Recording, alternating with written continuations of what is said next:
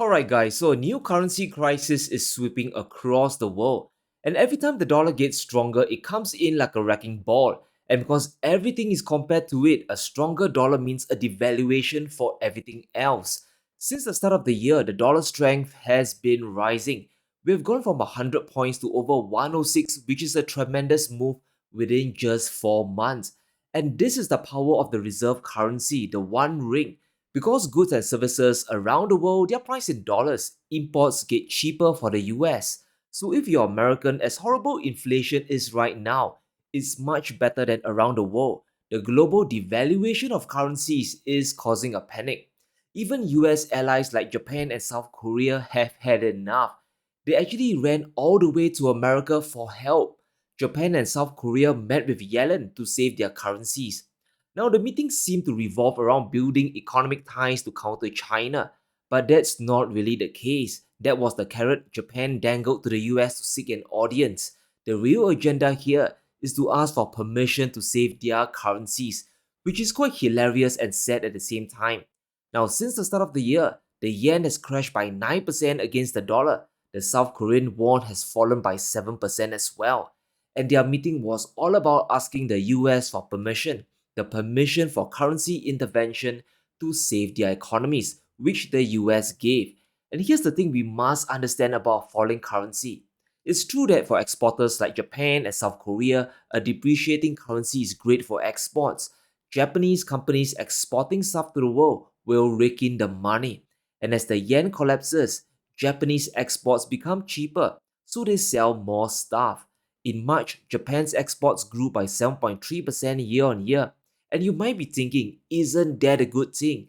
A weaker currency clearly results in higher exports and economic growth. Over the past 4 months, Japan's export growth has increased.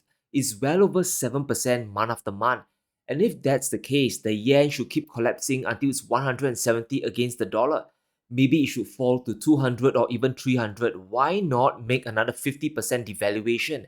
And that will make exports rise to the moon, right? However, that's only partially true. The other side of the coin is terrible. A devalued currency wreaks havoc on the domestic economy. The local Japanese and Korean people will become much poorer. They can't buy imported goods, especially food and fuel. Those cost much more because they're priced in dollars after all, and their currencies are falling to the dollar. And this triggers a deadly domino effect. There's a reason why Japanese household spending fell by 6.3% in January, down for 11 months in a row. Real wages aren't keeping up, and if this continues, the local consumption base will collapse even further. And this will make Japan and South Korea and other exporters forever dependent on US consumers for their survival. It's basically the hollowing out of their economy and they all becoming manufacturing colonies for the US. And that's why they are running to the US Treasury for help to Janet Yellen. They need to stop the devaluation fast or their domestic consumer base will become broke. And it's important we understand the underlying dynamics of this crisis. It all has to do with the US dollar and the bond market. The main driver of this devaluation is the rate hikes by the Federal Reserve. When interest rates started to rise, the yen and the Korean won started to depreciate. The yen in particular fell by almost 40% compared to the levels back in 2020, and that's an enormous hit and makes their imports extremely expensive. Long term, this isn't good for their industries either. If imports keep rising, the raw materials for manufacturing will rise as well. And sure, this makes the final price tag higher. Exports will still be cheap because your currency is falling hard, but your local people will have to pay more in yen or won terms. Eventually, this will hit your GDP hard and local consumption will crater to hell. It's just a matter of time. And that's why we are seeing this big scramble today. Across Asia, the stronger dollar is destroying local currencies. In the last week alone, major Asian currencies fell against the greenback. The Japanese yen fell by 0.8%, which is a big move within 5 days. But look at the Philippine peso and the Indonesia rupiah. These are down by over 1.8% and 2.6% respectively. Within a week, the cost of importing goods from the world suddenly flew up. And that is the effect of the dollar wrecking ball. And the situation is only going to get worse. It's all about interest rate differentials, the difference between US bond yields and bond yields of other countries like Japan, Korea, Indonesia, and other emerging markets out there. The bigger the gap, the more money will flow from the emerging economies into US bonds. And to buy treasuries, you need, of course, US dollars. So people will keep selling off their local currencies like the yen to buy the reserve currencies. And this chart tells it all.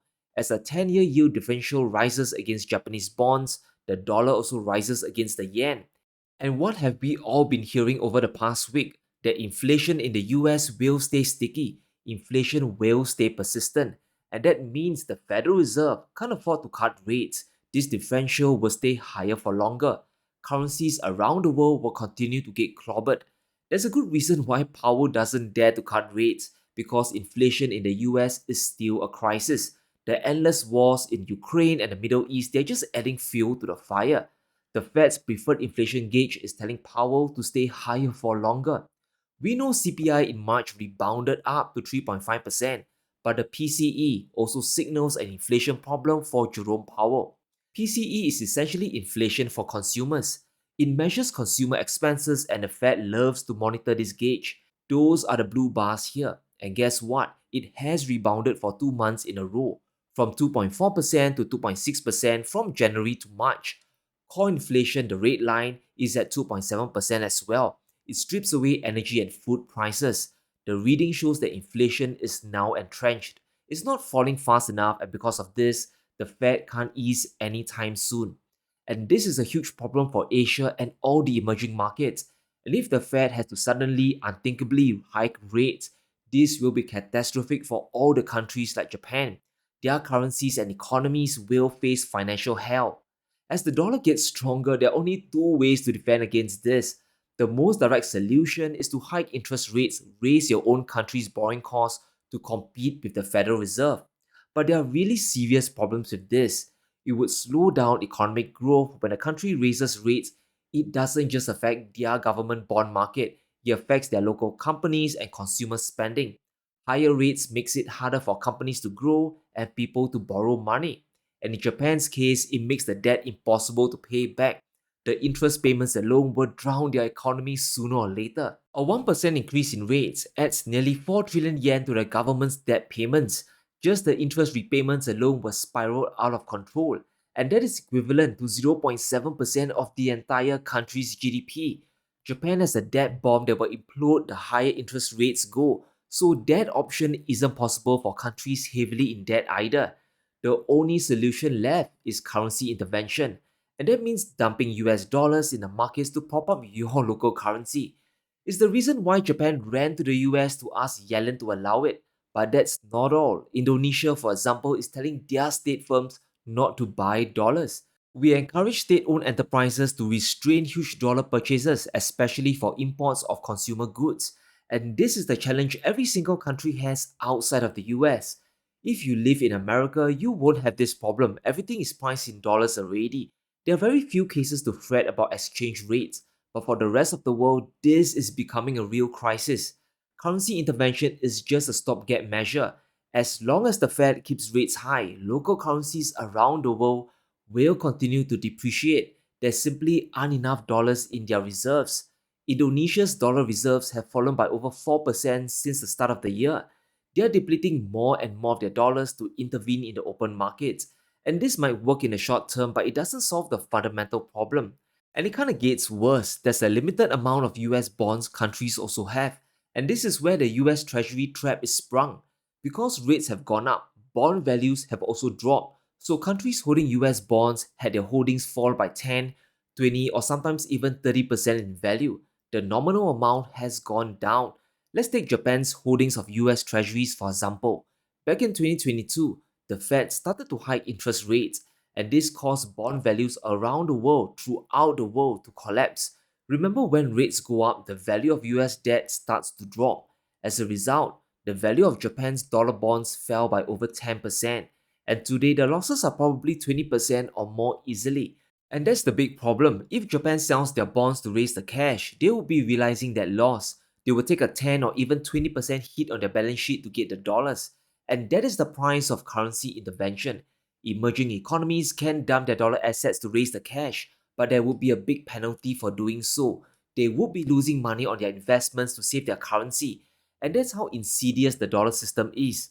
That's the power of the one ring. It's really important to understand how painful a stronger dollar is for the world.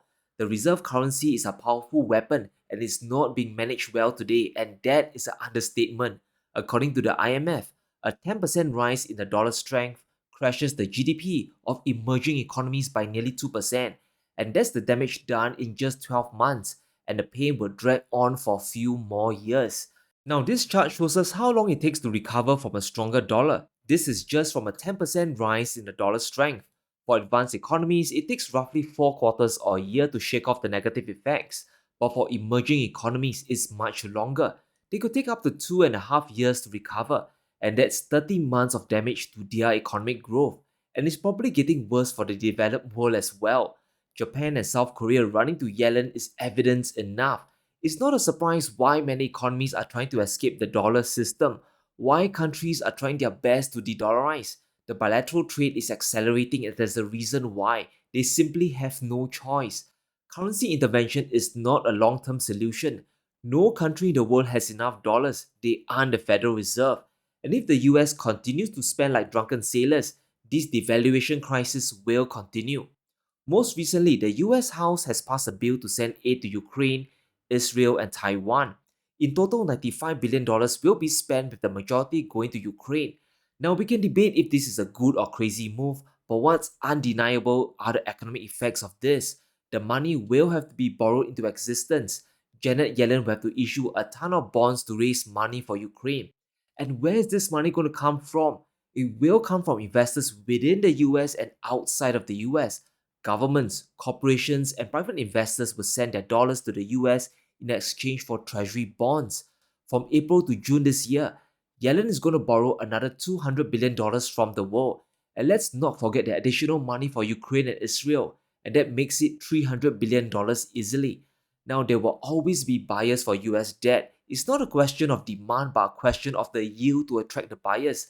The yield will keep rising, and buyers will eventually snap up the bonds. And in the long term, it's bad for the US debt crisis. But in the short term, the rest of the world suffers because rates in the US will stay high. Now, by borrowing more money endlessly, Yellen makes the currency crisis for Japan and the rest of the world worse. Bond yields continue to stay high, and the supply of dollars get drained into the US. Dollars get more scarce, and global currency starts to get clobbered once again. There's a US dollar shortage, and as long as it stays as the reserve currency, this doom loop will keep repeating. Every 5 or 10 years, we'll see this tragic pattern repeat once again. It won't end. Japan better get used to running to America for help. It's a big reason why many countries are moving to trade using local currencies. It's not a surprise. Saudi Arabia's recent yuan swap line with China is a very clear sign of this. Their central banks have agreed to use each other's currencies in local trade. China can access up to 26 billion rials, and Saudi Arabia can access 50 billion yuan. And this is important because Saudi Arabia can buy stuff from China in yuan, so even if the dollar strengthens, their imports from China won't suddenly spike to the moon. It's not surprising that China's yuan swap line use has increased fourfold since 2020. It has surpassed 100 billion yuan. The only way out now is to have an alternative currency that's just as useful as the dollar for your imports, and that is the yuan. It might not be the reserve currency, but it is backed by China's industrial power and export base. And if the US keeps spending and the dollar continues to strengthen, this just plays directly to China's hands, and for Japan and South Korea, the pain is just going to continue. I'm sure they'll try to intervene and jawbone their way through, but this won't last. The longer rates stay high in the US, the rebound in the yen and the Korean won will only be temporary. They will depreciate once again. But let me know what you think. Will Japan's currency intervention work? And will they keep running to Janet Yellen for help? Let me know in the comments below. Stay safe, be sure to smash the like button and subscribe as we navigate through these crazy times.